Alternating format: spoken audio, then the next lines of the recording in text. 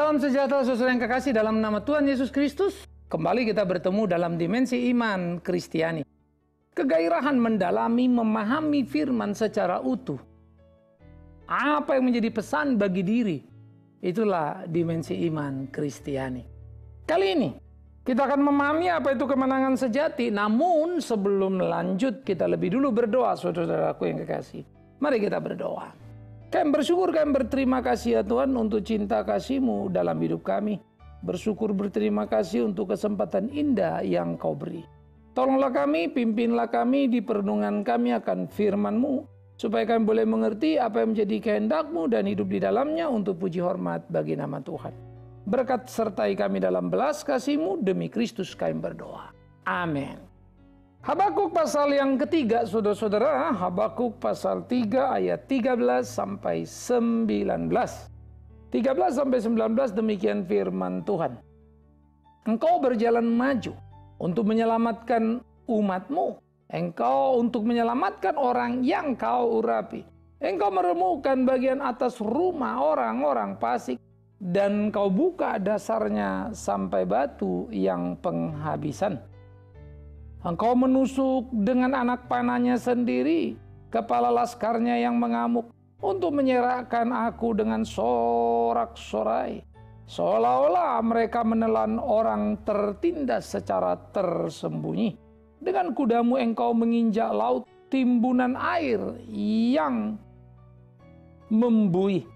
Ketika aku mendengarnya, gemetarlah hatiku, mendengar bunyinya menggigillah bibirku, tulang-tulangku seakan-akan kemasukan sengal, dan aku gemetar di tempat aku berdiri. Namun dengan tenang akan kunantikan hari kesusahan yang akan mendatangi bangsa yang segerombolan menyerang kami.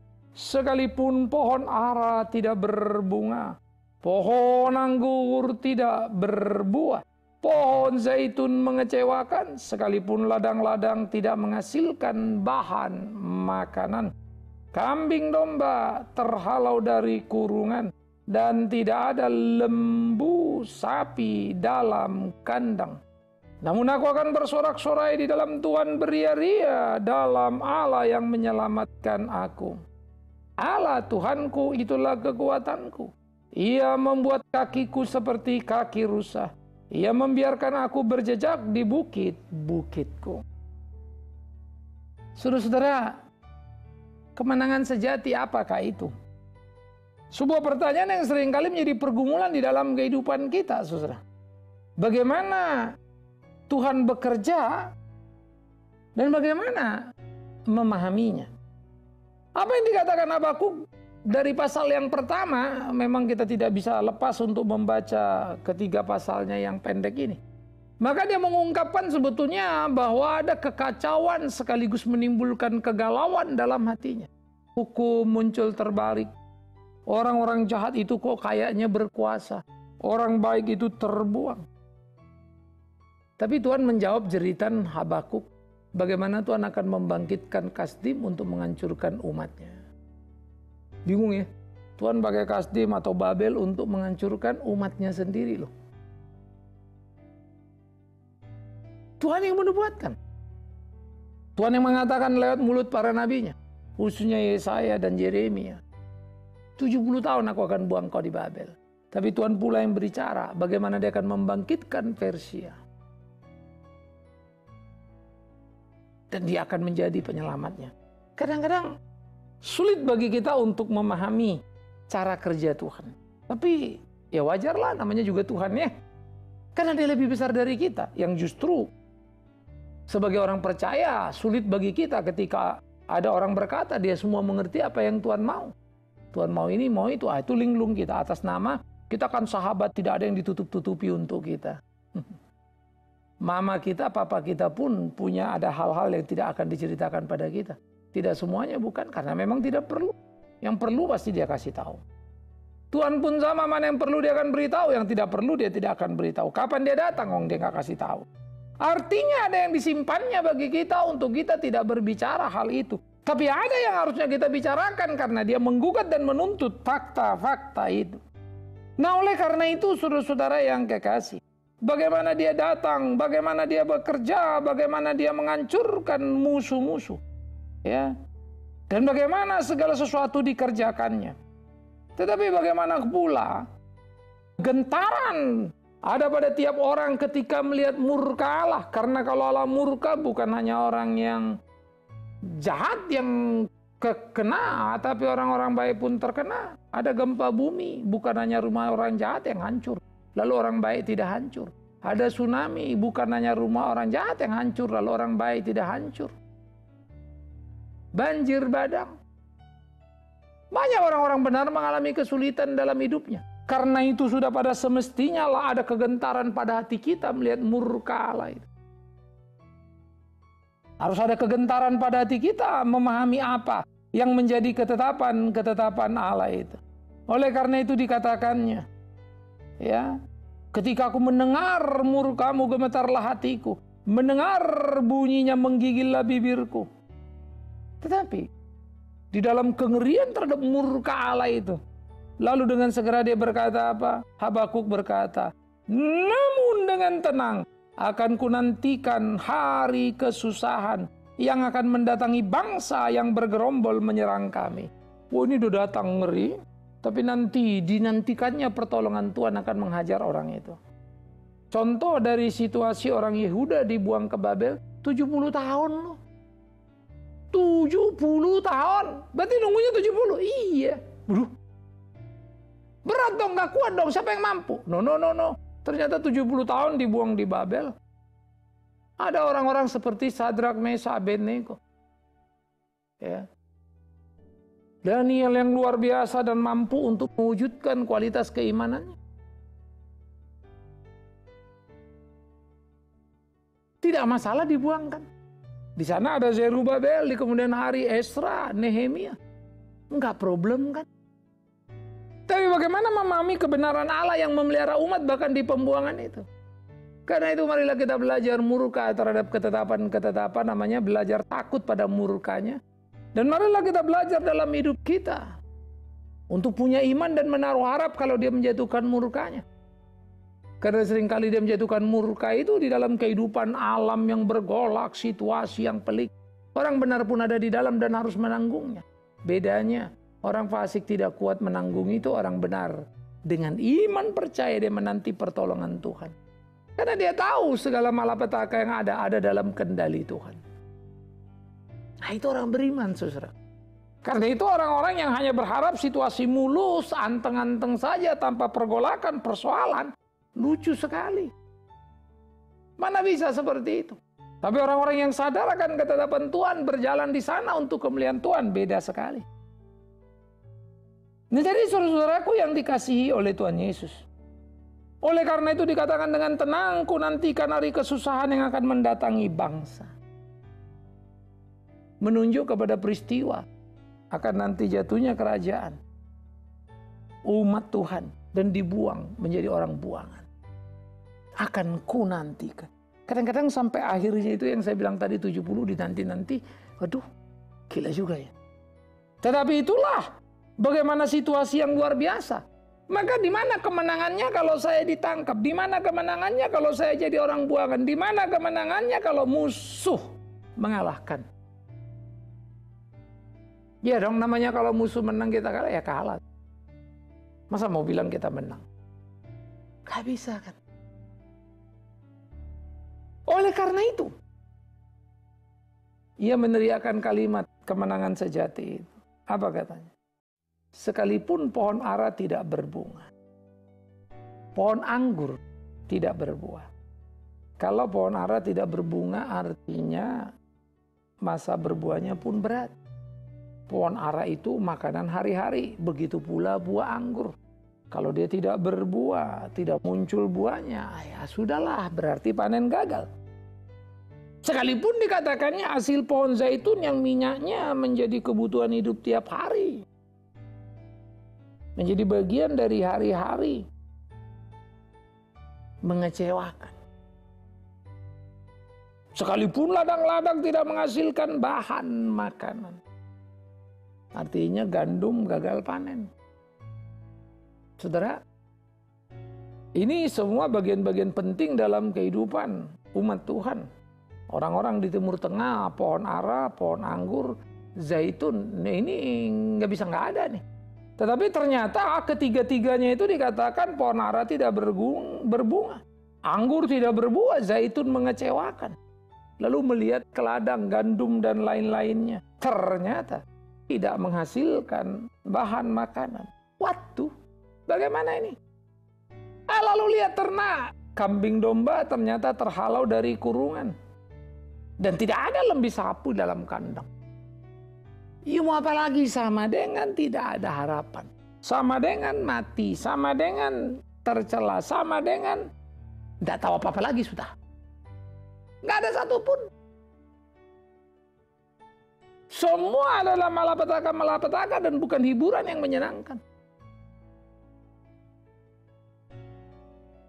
Bunga ara tidak berbunga. Anggur tidak menghasilkan. Ya, tidak berbuah. Zaitun mengecewakan. Ladang-ladang nggak bisa panen. Lembu, sapi tidak ada di dalam kurungan.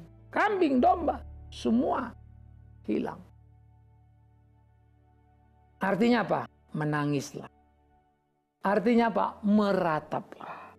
Artinya apa? Berteriaklah. Mengapa hidupku ya Tuhan seperti ini? Dan memang itu sudah logis. Sudah semestinya bagi manusia. Dimanapun siapapun.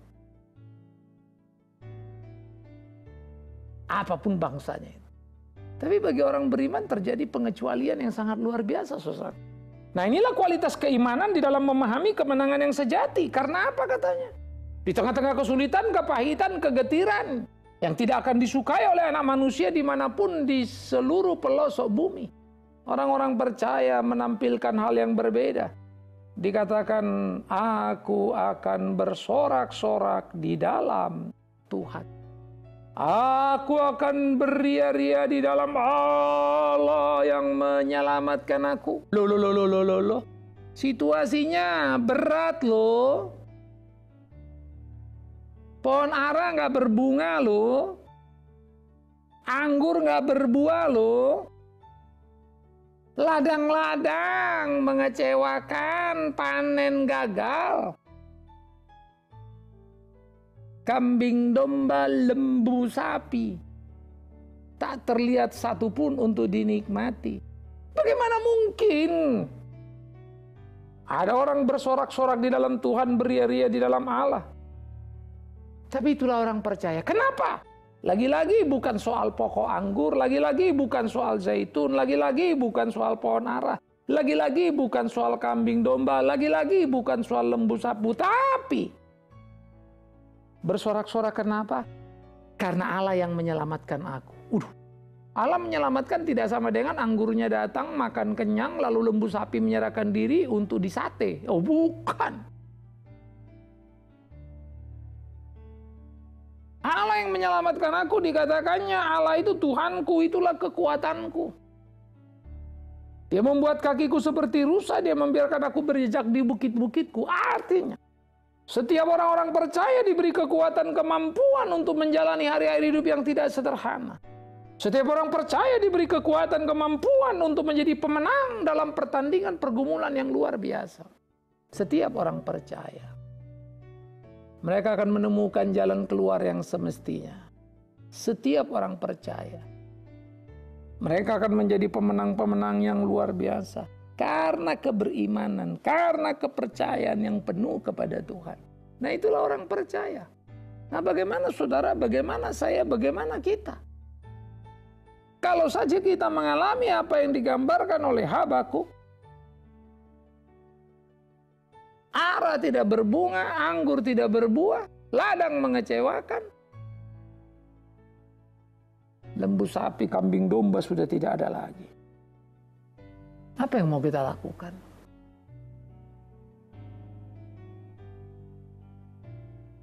Kita akan kehilangan saudara.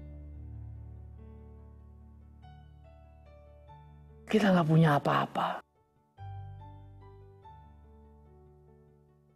Kita menangis. Kita meratap. Kenapa Tuhan? Hidupku begitu sulit. Tapi orang beriman, ia tidak berhenti. Namun ya Tuhan, aku bersorak-sorai karena Engkau menyelamatkan aku. Kau memberi aku ketenangan di dalam batinku. Kau kekuatanku. Nah, kalau orang lapar, dia kuat menanggung lapar. Kan lapar nggak persulim.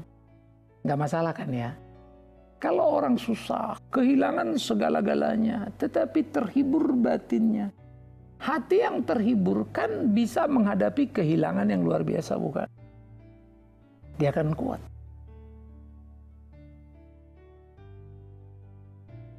Sehingga kakinya seperti kaki rusa yang bisa berjejak di bukit-bukit indah hidup ini. Wow. Saudara-saudara yang dikasihi Tuhan Yesus Kristus. Itulah kehidupan orang percaya. Karena itu kalau kita hanya berhenti dalam hidup ini dan berpikir ada pohon ara, ada anggur, enak. Bahasa kita tentunya dalam pekerjaannya. Gaji kita naik terus. Bisnis kita sukses terus. Siapa juga pengen itu. Tapi bukan berarti kalau badai hidup datang, Tuhan tidak menyukaimu. Jangan salah paham. Mengertilah apa yang Tuhan mau supaya hidup kita berkenan kepadanya. Engkau yang dalam kesulitan, engkau yang dalam kegetiran. Tuhan tidak berjanji bahwa serta-merta sakit, engkau akan sembuh. Tidak serta-merta engkau yang miskin, segera jadi kaya raya. Tidak serta-merta engkau yang terlilit utang, semua langsung selesai. No. Ada proses yang menjadi sebuah progres untuk menuju makin hari makin seperti yang Tuhan kehendaki. Kadang-kadang proses ini panjang, tidak menyenangkan. Tapi saudara mesti berani menunggunya. Kalau engkau terpojok hari ini, kesulitan, ingat jangan cengeng. Engkau merasa sendirian, terkucilkan, sana sini ambruk, awas. Ia tidak melepasmu, ia menyertaimu.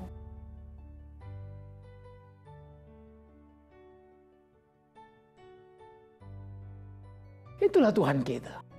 Nah, oleh karena itu saudara-saudaraku yang kekasih di dalam Yesus Kristus Tuhan, memahami ketetapan kehendak Tuhan dalam hidup ini tidak sederhana. Bagaimana kita berpacu melakukan apa yang menjadi kehendaknya supaya hidup kita berkenan kepadanya, itulah yang harusnya kita pikirkan dalam hari-hari kita. Bagaimana mengerjakan apa yang menjadi ketetapan-ketetapannya sehingga sungguh dengan kekuatan darinya kita bisa melewati pergumulan hidup yang tidak sederhana. Ini yang mesti kita pikirkan. Sementara kalau engkau sedang senang, nikmat, nyaman, puji Tuhan. Tapi penting untuk memperhatikan. Tuhankah yang menghiburmu, Tuhankah yang menguatkanmu? Artinya, itu bukan hanya sekedar kita berkata, iya saya sadar semua dari Tuhan. Bukan itunya. Di dalam batin. Di dalam hati kita.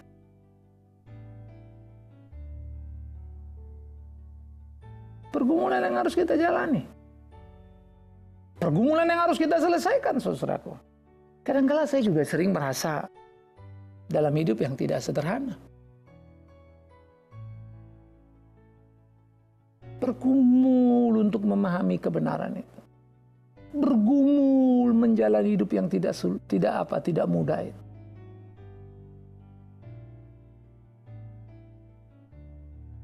Pada bulan Juli tahun 2014 saya punya problem dengan jantung sistem elektriknya. Sehingga harus dipasang alat ICD. Sebelumnya saya sudah dipasang klep tahun 2000 dan tidak boleh capek. Tambah lagi ICD makin sulitlah rasanya bergerak.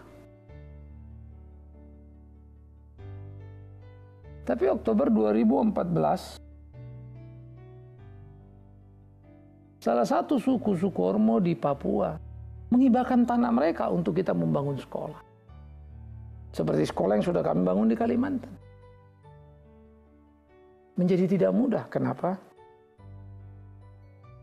Karena kondisi saya sudah seperti ini. Ngurus yang di Kalimantan saja rasanya sekarang sudah capeknya luar biasa.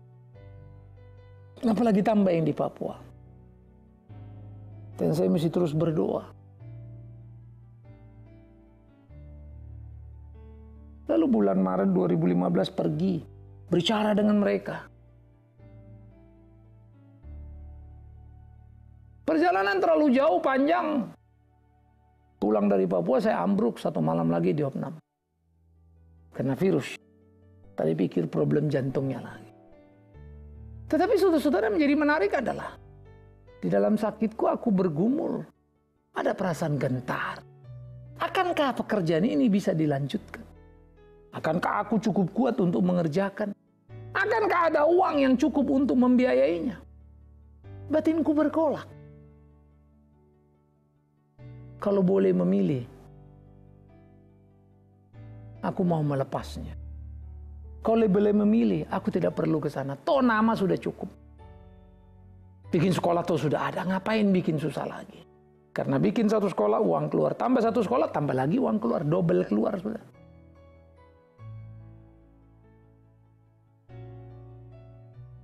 Tapi kekuatan yang Tuhan berikan, gejolak di dalam batin, mendorong saya harus melangkah. Mengerjakan apa yang semestinya. Menikmati pergumulan Habakuk. Yang di dalam kebingungan melihat ketidakadilan yang begitu luar biasa. Sampai dia berteriak menggugat Allah. Namun di ujung gugatannya, dia harus mengakui keagungan kebesaran Tuhan. Apapun terjadi dia tidak peduli. Artinya bersorak-sorai. Ia berbahagia karena Tuhan yang menolongnya.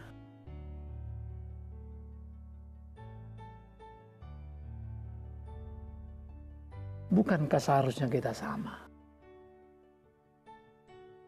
Inilah kehidupan yang harus kita nikmati.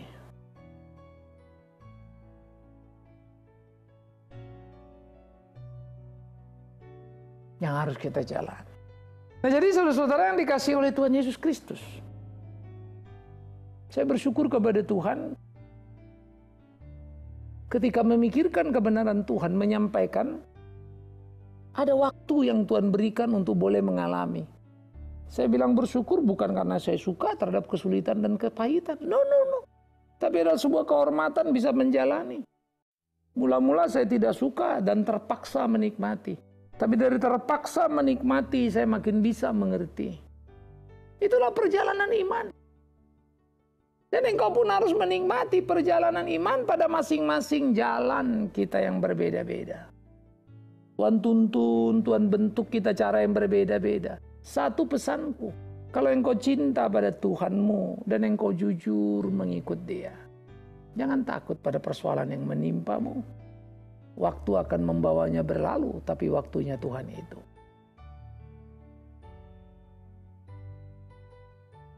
Kalau sudah menemukan kekuatan dalam hidup ini, maka engkau akan melihat dan mampu menaikkan pujian yang dinaikkan oleh Habakuk. Sehingga itu dikatakan untuk pemimpin biduan pemain kecapi.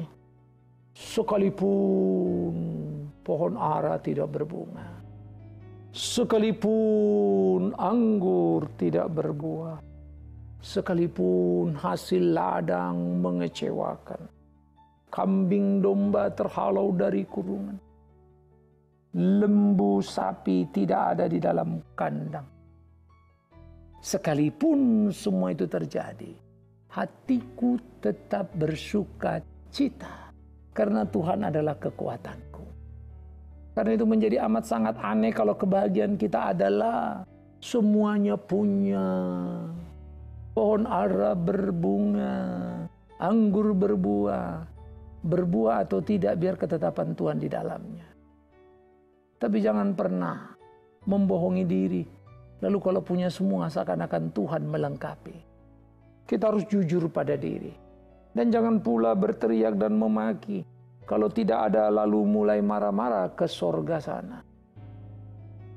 Tuhan tidak salah memelihara kita. Yang sering kali salah adalah khotbah yang kita dengarkan. Yang menggoncangkan iman, menodai pikiran. Sehingga kita berpikir dengan cara yang tidak tepat. Semoga kita mengerti bagian ini dan belajar memahami, mendalami, dan beriman dengan penuh. Ketetapan Tuhan yang indah dan luar biasa. Akankah engkau mampu bahagia di situasi yang berat? Biarlah imanmu membawamu untuk menikmatinya. Tuhan menolong saudara, Tuhan menolong saya. Amin. Kita berdoa. Kami bersyukur, kami berterima kasih ya Tuhan untuk cinta kasih-Mu.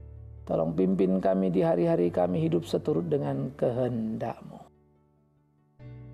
Biarlah pergumulan hidup yang tak sederhana Tuhan kuatkan dan Tuhan ajar kami untuk terus beriman teguh kepadamu. Bersihkan pikiran kami akan ajaran pemahaman firman-Mu supaya murni terikat pada ketetapan-Mu. Demi Yesus Kristus Tuhan, kami berdoa. Amin. Saudara-saudara, sampai di sini pertemuan kita. Terus sebarkan, kabarkan bagi tiap saudara untuk bersama menikmatinya.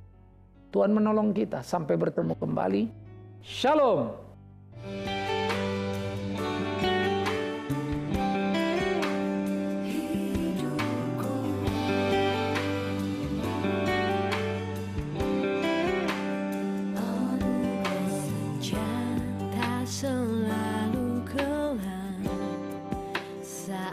Tuhan hadir dalam hidupku. Waktu panjang tampak sekejap, jadikan hidupku berarti.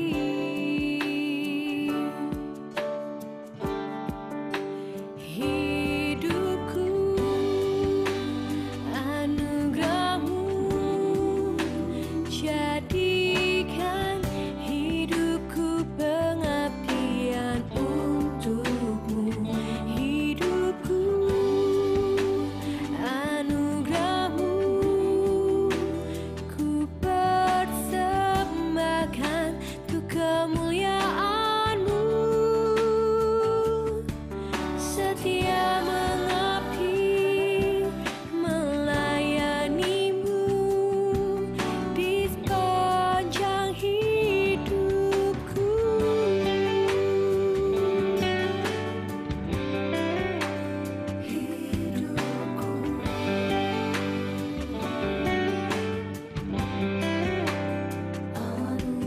Kau mencurahkan kasih-Mu, penuhi hatiku dan ubahkanku. Pergumulan dan persoalan buatku semakin mendekat padamu.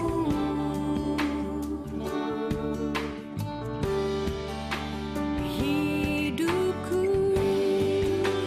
anugerah-Mu, jadikan hidupku pengabdian untuk-Mu. Hidupku anugerah-Mu, ku persembahkan untuk kemuliaan-Mu. Setia mengabdi, melayani-Mu di sepanjang hidupku.